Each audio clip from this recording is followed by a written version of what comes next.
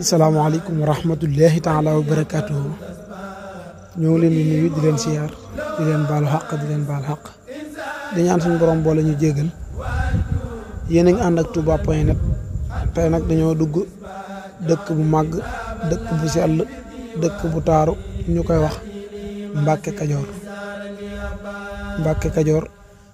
ku ko dégg wala nga xam wala nga mas a dégg aw turam xam ne yoonu murit foofu la soqi ko ñu defoon benn dox nemmeeku nag di xool dëkk ba ak taar bi nga xam ne amaan na ko fan yii muy leeraay gi nga xam ne ñu ngi ko fay doon amal ci teewaayu monsieur le maire Mame Mor Sylla doon andi ay làmp ci biir dëkk ba doon ko defaraat ngir lan gën a jëmbal Mbàkke Kajoor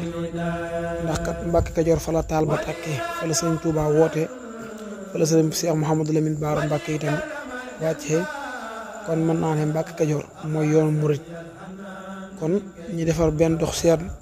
seetlu tuuti xool dëkk bi ak làmp yi ba xam nu mel ngeen xoolal seen bopp. monsieur le maire Mame Mor Sylla monsieur le Mame Mor Diop Mbàkke Kajoor mu ngi lay nuyu di la jaajëfal ci liggéey bu rafet bi. lii baru maayum ba midaadi wa aqlaami wa lawhi wa kalkali wa jismi liman li wa jaali sawal wahba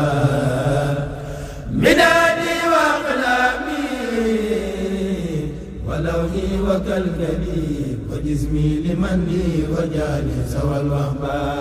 nawaytu lahu shukran kasiran kamama janabi wa safi yawman jawal lahba la